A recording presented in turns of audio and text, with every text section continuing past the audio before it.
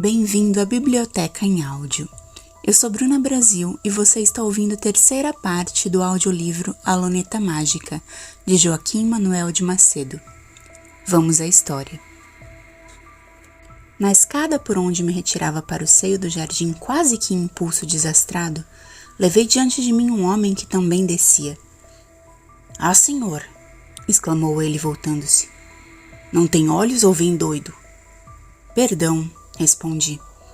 Exatamente não tenho olhos, porque sou míope, e venho doido, porque encontrei no terraço um demônio com aparência de querubim.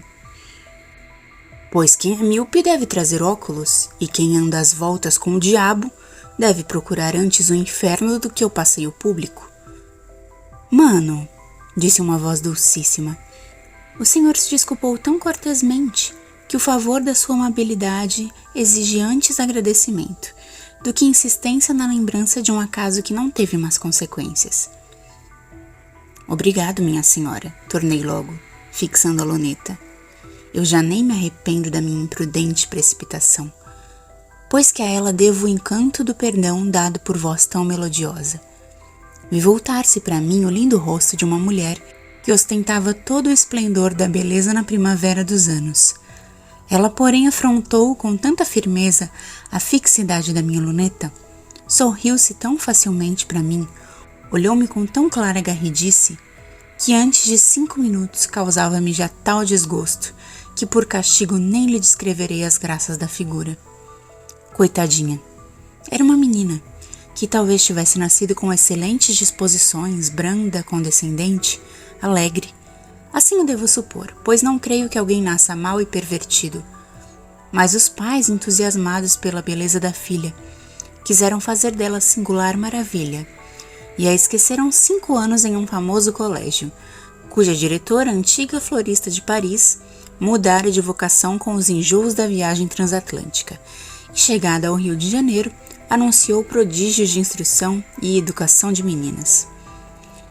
Nesse internato, onde as educandas de todas as idades se confundem e se acham em contato de dia e de noite, com seus diversos costumes, com seus bons e maus instintos, com suas imaginações travessas, com suas malícias, enfim, a pobre menina aprendeu demais o que devia ignorar, e quase nada o que precisava saber, e saiu do colégio, corando não por pudor virginal, mas por artifício de namoradeira, não conhecendo o valor de um beijo de seus lábios, nem o preço e a glória das virtudes, sem as quais a mulher se faz objeto de desprezo.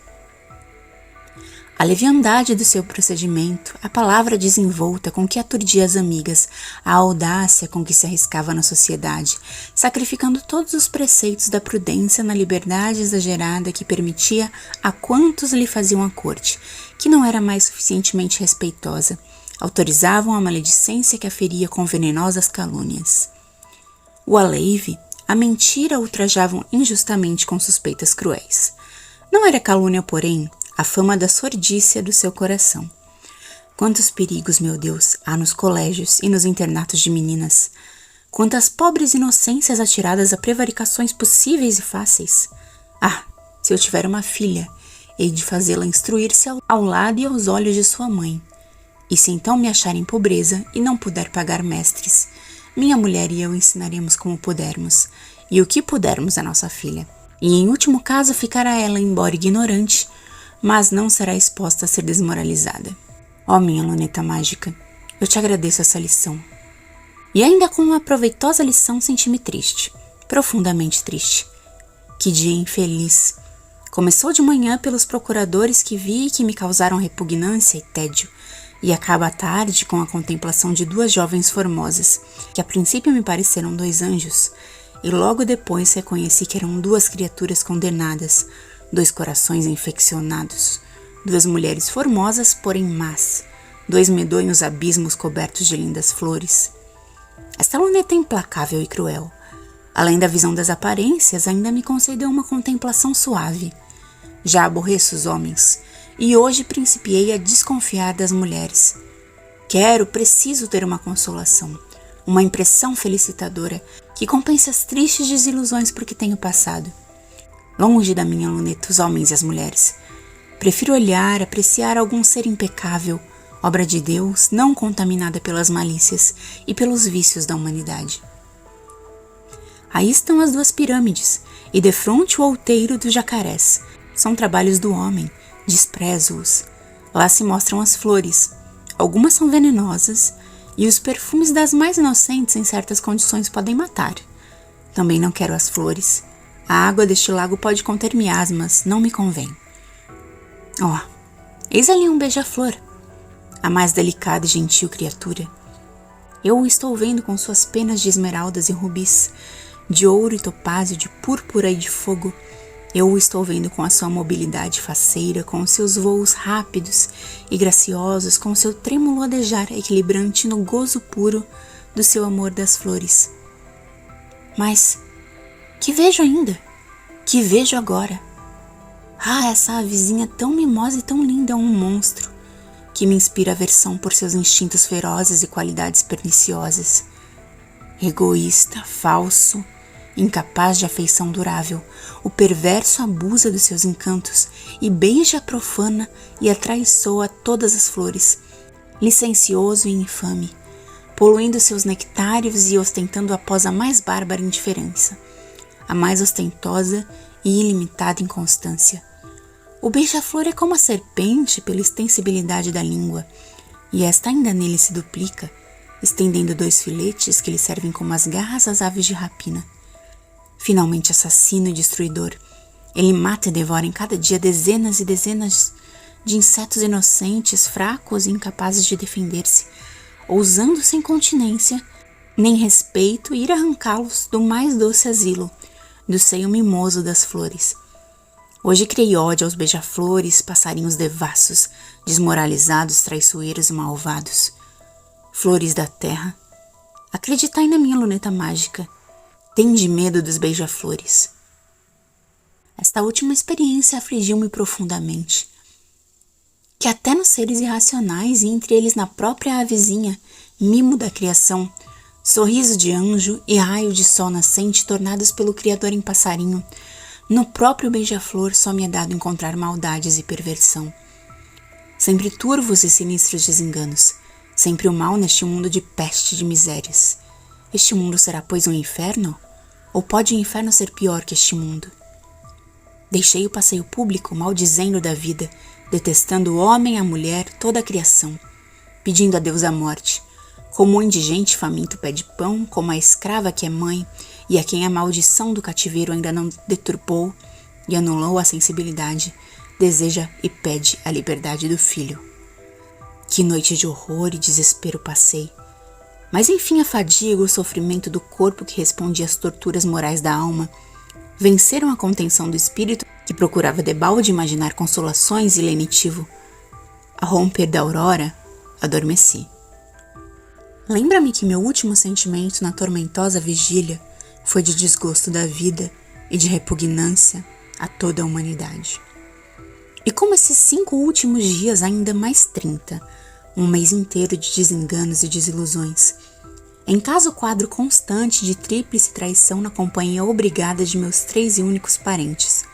Fora de casa, a pronta descoberta da maldade e da perfídia de todos os homens e de todas as mulheres. Encontrei somente o mal em tudo, e em toda parte, nos seres orgânicos e nos inorgânicos, nas obras das ciências e das artes, nos livros e nos monumentos. Para escrever tudo quanto me mostrou a visão do mal, me fora preciso encher com a pena molhada em fel muitos e volumosos livros, e atormentar a minha alma com o registro vivo das mais aflitivas observações. Resumirei muito em breves palavras. Eu tinha por amigos 2 jovens da minha idade que moravam perto de nossa casa.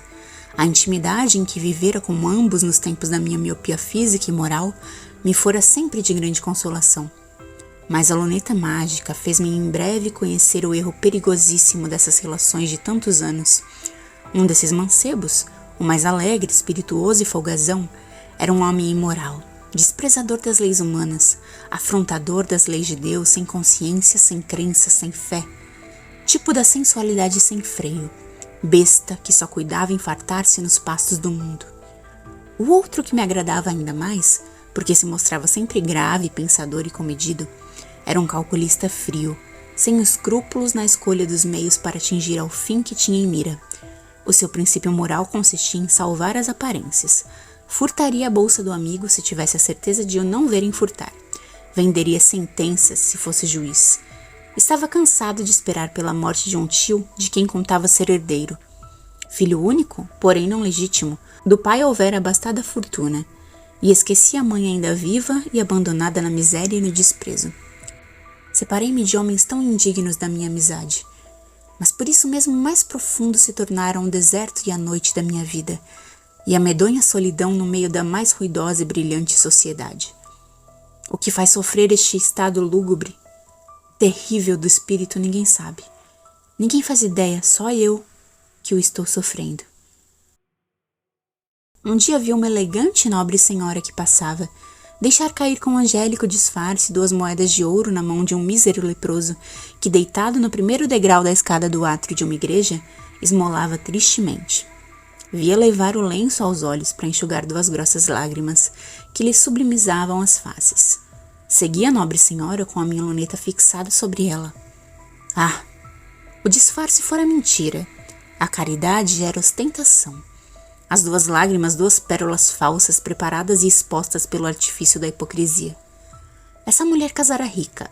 Dominava o marido, gastava anualmente 20 contos de réis em vestidos e enfeites, economizando exageradamente em casa, negando ceia aos escravos, dando-lhes almoço e jantar muitas vezes insuficiente, e compensando a penúria da alimentação com frequência de castigos ferozes e de torturas repugnantes. Em outro dia vi um padre de aspecto venerando. Não arredava do chão os olhos. Trajava com severa decência própria do seu ministério.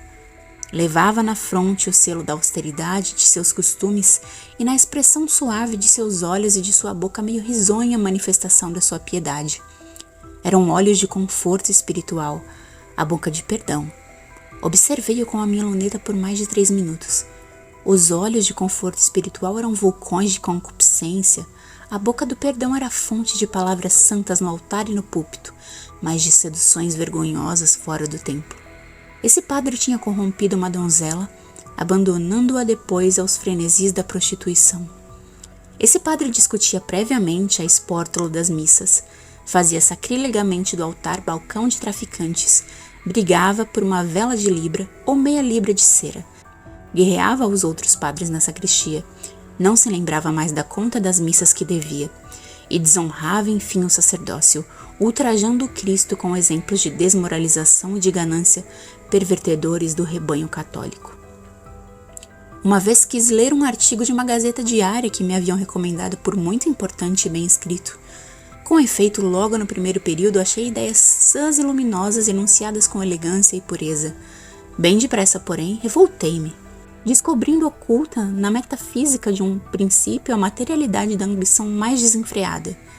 Disfarçado em máximas de moral sublime, o manejo intrigante do órgão de uma facção, nos protestos do amor da pátria, a mentira do mais refalsado egoísmo, e na ostentação de franqueza e independência dissimulado o preço por que se alugara o escritor. Irritado, fiz em pedaços a Gazeta maldita. Em outra ocasião, passando pela Rua dos Barbonos, parei diante de uma casa consagrada ao mais piedoso e santo mister, e vi armado em sua parede aquele aparelho movediço que se chama Roda dos Enjeitados. Ora, pois, disse a mim mesmo, aqui é impossível que eu descubra o mal, porque nesse caso o mal está somente na mãe ou na família cruel que enjeita o recém-nascido, mas no seio que se abre para recebê-lo, salvá-lo, adotá-lo não pode estar senão o bem, a caridade, a santidade. E fitei a minha luneta na roda por mais de 3 minutos. Quem o diria? A roda da piedade bem depressa pareceu-me antes protetora do vício e da desmoralização, do que providência salvadora de inocentes criancinhas condenadas. Essa roda figurou-se-me leito ruim de falsa caridade, porta do abandono, da perdição, talvez algumas vezes do cativeiro dos míseros enjeitados. Li no berço dessa roda 100 lúgubres histórias, e recuando espantado, preferi a miopia à visão do mal, e cheguei a pensar que para muitos dos enjeitados e para a sociedade fora melhor a sepultura do que a roda. E retirei-me, meditando, refletindo sobre o que acabava de ver. Fique de parte a questão moral, social da conveniência de tais estabelecimentos de caridade. Que faz a roda a um enjeitado? Se pode, livra-o da morte, mas depois condena-lhe a vida. Era talvez preferível deixá-lo morrer. Ser ou não ser, se a instituição é de caridade, seja-o plenamente, não se desnature, recorrendo a meios que em regra geral são fatais aos enjeitados. Se não pode sê-lo plenamente, não cumpre o seu fim. Que faz a roda? Recebe o enjeitado e depois enjeita-o por sua vez. A verdadeira caridade não enjeita. A roda que faz? Dá aos enjeitados a criar, a quem os vem pedir e os leva a 10, a 20, a 50 e mais léguas de distância, e fica muito contente de si, porque paga a criação do enjeitado por 2/3 menos do que de ordinário custa o aluguel de uma ama. Por esse preço insuficientíssimo, criar enjeitados é negócio que explora. Que fortuna espera um enjeitado que a roda assim por sua vez enjeita? Faz tremer pensá-lo. O mísero inocente é feliz. Se acha seios de mulher em que se aleite e fica apenas analfabeto e sem educação. A sociedade é que não pode esperar ser felicitada por semelhante enjeitado de roda. E o que não é feliz desse modo tão infeliz? E o enjeitado que fica reduzido a escravo da família que o foi pedir? E o enjeitado que morre à míngua longe da roda que o enjeitou e que paga sua criação muitos meses além da afortunada morte do mísero condenado? E o enjeitado de cor preta ou de cor menos branca, que tão facilmente substitui o escravo que morre e que toma dele o nome para ser vendido pela perversidade de algum infame dentre os negociantes de criação de enjeitados? Esta última ideia, a suspeita da possibilidade, talvez da realidade de tão grande crime, penetraram no meu espírito, como punhais ervados que me rasgassem o coração. Tudo, pois, que eu via no mundo era maléfico, pavoroso, medonho. A minha vida se tornava mais pesada, insuportável fardo. Não havia para mim na terra nem consolação nem luz de esperança. Se me tivesse faltado a profunda fé em Deus e a educação católica, o meu recurso teria sido o suicídio, porque a visão do mal me levara ao desespero. Compreendi bem o horrível suplício da minha vida. Em 3 parentes que eu possuía no mundo, descobri 3 ignóbeis exploradores da minha fortuna e do meu infortúnio. Em 2 amigos quase da infância, achei 2 miseráveis sem moral, nem consciência. Fiquei sem as santas prisões da família e sem a doce confiança da amizade. Quis tomar conta dos meus bens e criar para mim uma família, e empenhei-me em acertar com um bom procurador e com uma donzela digna de ser minha noiva, e todos os procuradores que estudei eram homens repulsivos e alicantineiros, e todas as donzelas que observei me inspiraram repugnância pelas suas ruins qualidades morais e gravíssimos defeitos. Para qualquer lado que me voltei, fitando a minha luneta, vi somente sob falsas aparências corações corrompidos pelos vícios ou enegrecidos pelo crime. Não houve uma exceção. Todos os homens hediondos, todas as mulheres ainda piores que os homens. O mundo pareceu-me povoado por demônios de ambos os sexos, porque fora absurdo acreditar que somente na cidade do Rio de Janeiro toda a população nacional e estrangeira fosse má e estivesse pervertida. Descobri no sol fontes de terríveis calamidades, no beija-flor uma criatura malvada, na imprensa uma instituição condenável, em estabelecimentos de caridade lições e práticas de desumanidade. Descri do advogado, do padre, do sábio, do artista, de todos e de tudo. Achei-me na terra sem um parente amado, sem um parente possível, sem uma noiva possível, sem sociedade possível. Em todos vi o mal, porque em breve desconfiei mesmo daqueles que não estudara por mais de 3 minutos com a luneta mágica. A visão do mal me causava já certa espécie de terror. Um dia lembrou-me fitar a luneta no prato que acabavam de servir-me no jantar, mas estremeci e não a fitei, receoso de encontrar veneno. Que me importava ser envenenado? Era melhor não ver. Foi assim que passei mais outro mês que se arrastou como um século. Que viver de torturas. Tende piedade de mim, meu Deus.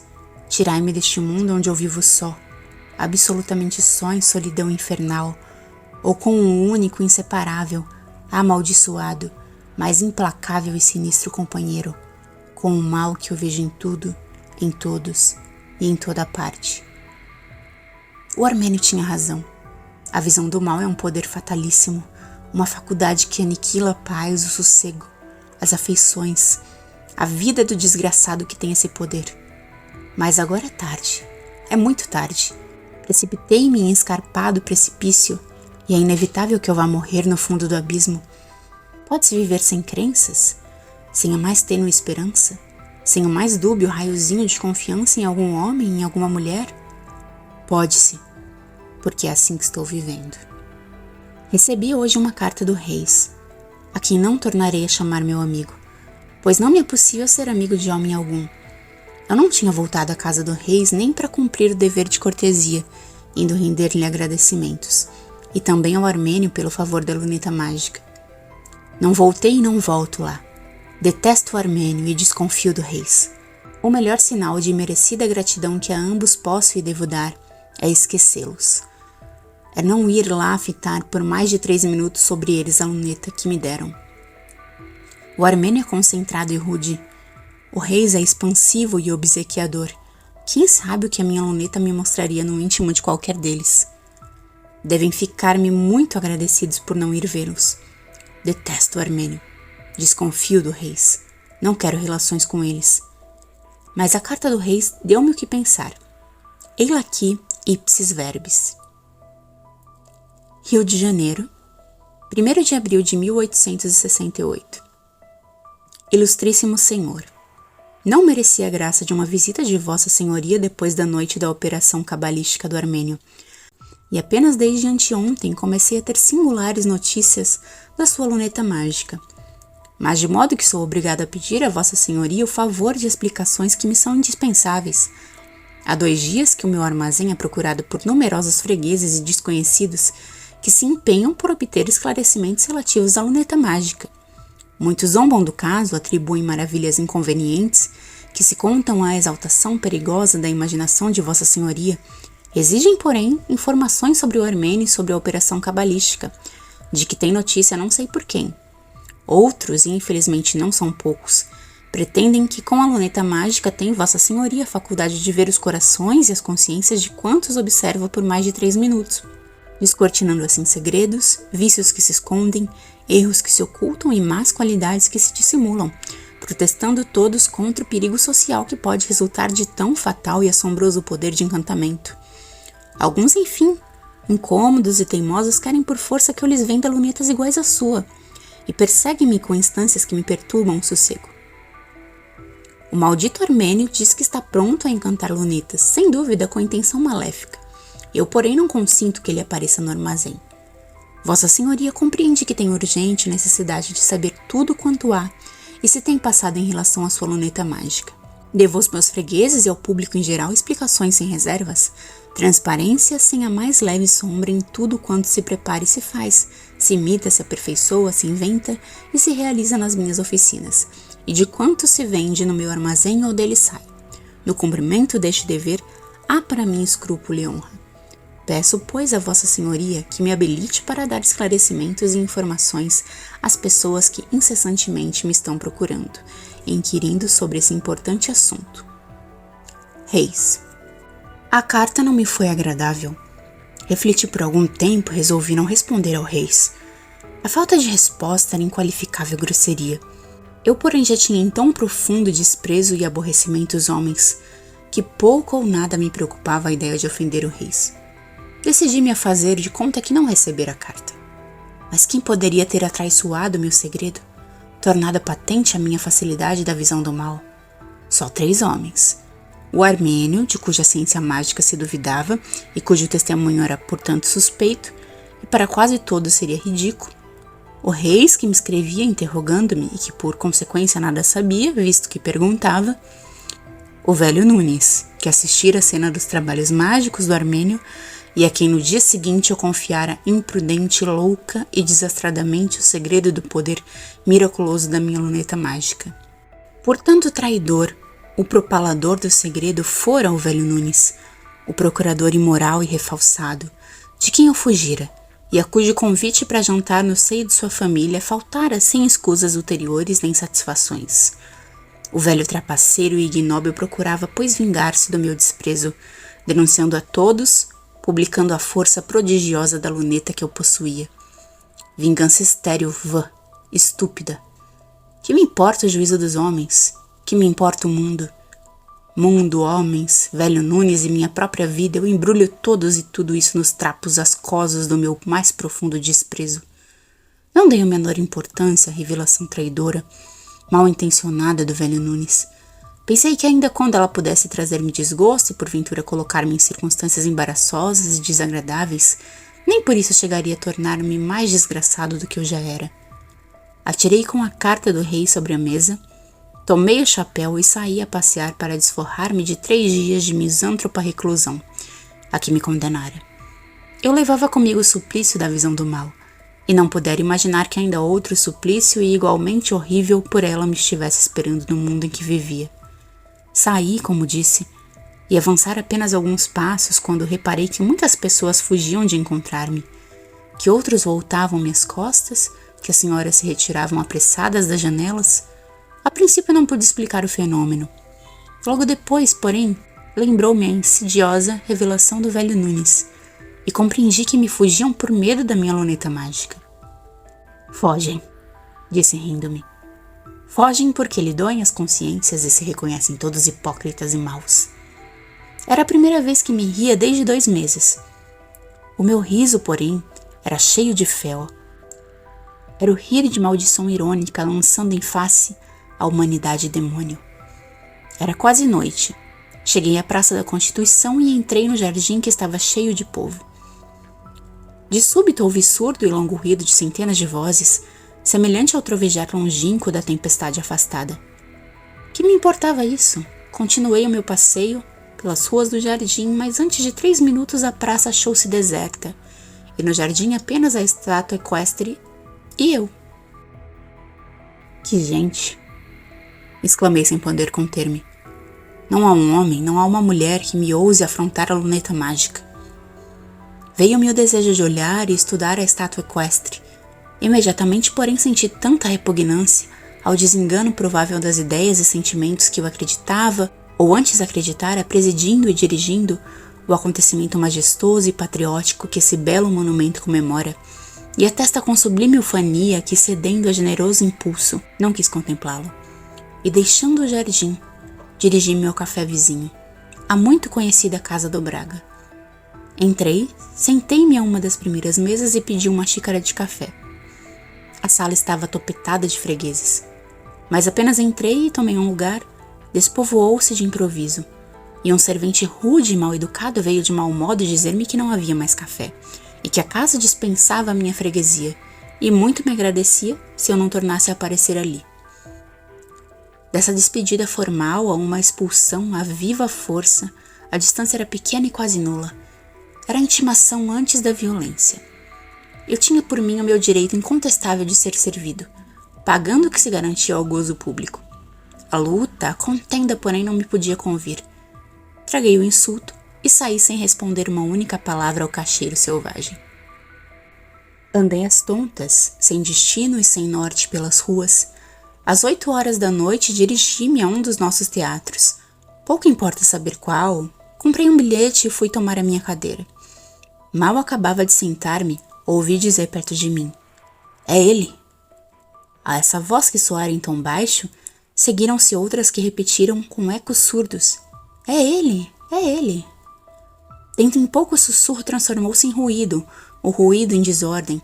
As senhoras que estavam nos camarotes recuaram os seus bancos até não poderem ser vistas. Espectadores das cadeiras e da plateia levantaram-se ao mesmo tempo como um só homem, e geral gritaria de "Fora! Fora! Fora!" ribombou estrepitosa, insistente, ameaçadora no teatro. Um porteiro veio humildemente pedir-me que me retirasse, oferecendo-me com estúpida e revoltante aparência de benignidade a vil quantia, porque eu pagara o meu bilhete. Resisti e furioso disse uma injúria ao mísero porteiro, mas a gritaria tempestuosa continuava. Insultos desabridos, ameaças ferozes chegaram aos meus ouvidos. A polícia interveio debalde em meu favor. A pateada violenta ameaçava degenerar em motim. no maior fervor da borrasca recebi da autoridade policial não uma ordem, porém um pedido para retirar-me do teatro, do qual então imediatamente saí vexadíssimo, ardendo em cólera, ferido pela reprovação de todos, e ao som dos aplausos escarnecedores com que era festejada a minha vergonhosa retirada. Nos 2 seguintes dias, teimei em aparecer ao público e experimentei iguais testemunhas de geral condenação. Nas ruas e praças fui 100 vezes apupado. Na tarde de um desses dias tentei ir passear a Niterói, mas a minha entrada na ponte da companhia Ferry produziu um movimento ameaçador entre os passageiros, e eu tive logo de sair da ponte ao ouvir algumas vozes sinistras que repetiram: "Deitá-lo-emos ao mar." Em um hotel negaram-se a dar-me o jantar que pedi. O cocheiro de um carro de praça não quis acudir ao meu chamado, e ninguém mais fugia de mim, porque todos me espantavam com ameaças. No 3º dia fiquei encerrado em casa, mas à noite fui a um aparatoso baile para o qual estava desde algumas semanas convidado. Era uma brilhante festa dada em aplauso e honra de um casamento com ardor desejado, e com júbilo abençoado pelas famílias dos noivos. Apenas apareci, foi extraordinária a agitação que se sentiu na sala cheia de convidados. As senhoras encheram-se de terror e cobriram os rostos com os leques e os lenços. A noiva esteve a ponto de desmaiar. Os homens deixaram-me perceber pragas que a cortesia e o respeito à sociedade onde estavam abafavam. O dono da casa 3 vezes encaminhou-se para mim e outras tantas recuou confuso e com evidentes sinais de contrariedade. Eu o compreendi e, poupando-lhe o amargor de uma despedida formal, fiz o que me cumpria. Fugi desesperado, chorando de raiva e cada vez mais convencido da malvadeza de toda a humanidade. Que noite de cruel vigília, ainda mais cruel do que tantas outras, cujos horrores já havia provado. Eis-me, pois, ainda 1000 vezes mais desgraçado do que dantes. Não creio em homem algum, em mulher alguma. Sou a descrença viva, ceticismo animado. Desconfio de todos. Aborreço a vida, mas sendo obrigado a viver, como vai correr a minha vida? Um por um todos se arreceiam de mim, e todos me detestam.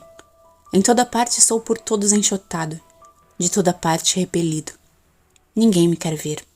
Quando apareço, ninguém me tolera. Tocou-me a lepra moral.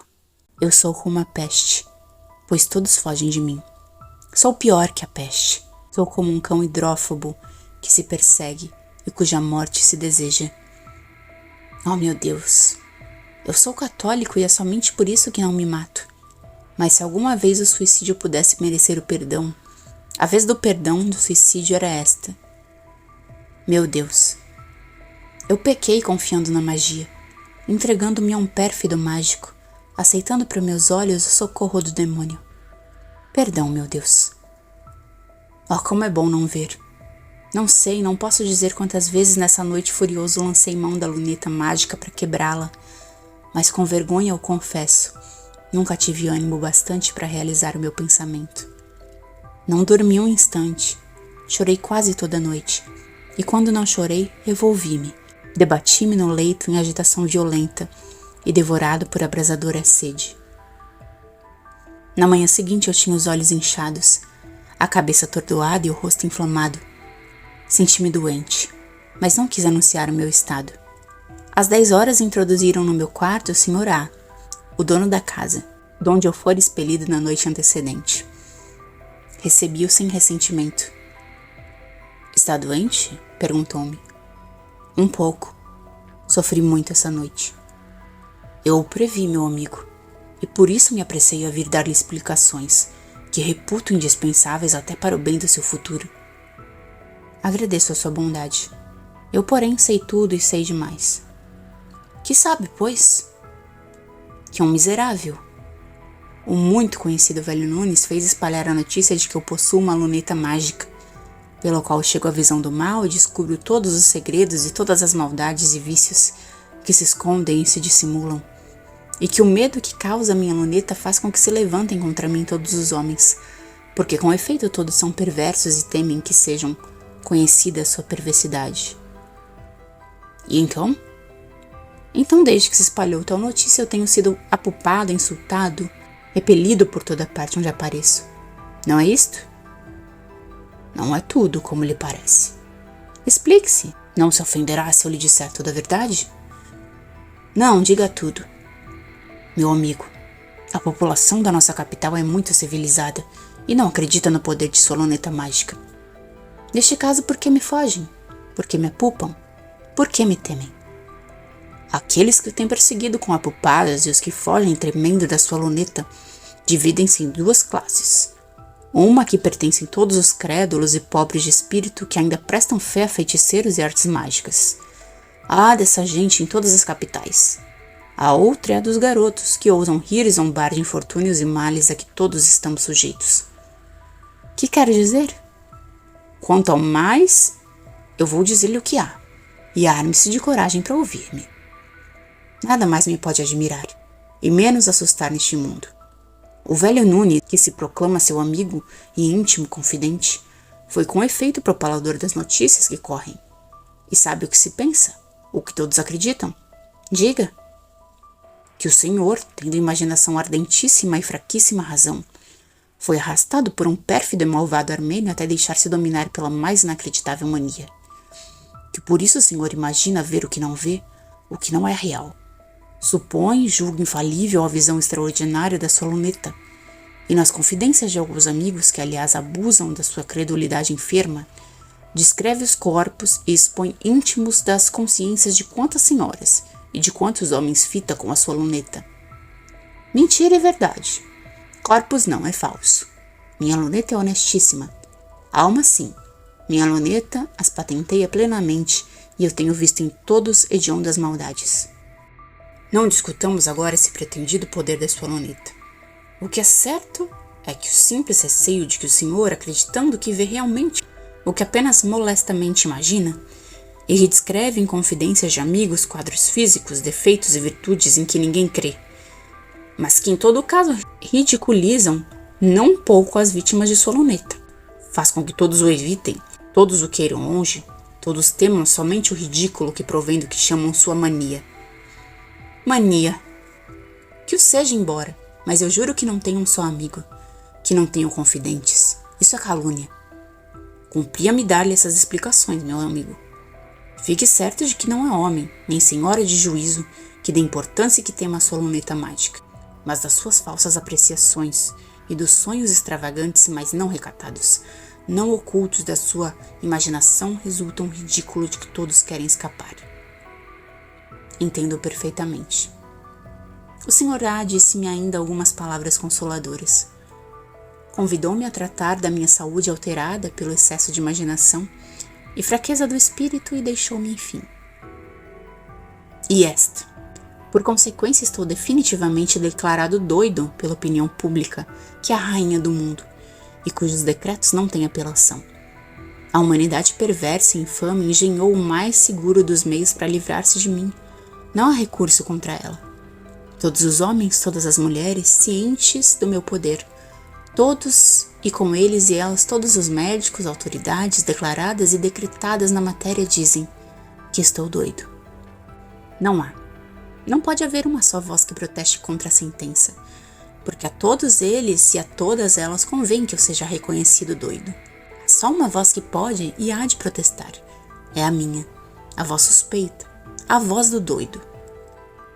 Por consequência, estou doido. E amanhã, ou hoje mesmo, talvez daqui a 1 hora, 4 ou 6 policiais, 4 ou 6 urbanos virão agarrar-me e hão de conduzir-me ao hospício da Prata Vermelha. E meu irmão se mostrará compungido e a prima Nica fingirá chorar e a tia Domingas rezará por mim nos seus rosários. E rir-se-ão todos de mim e me chamarão doido. Meu Deus, estarei eu realmente doido?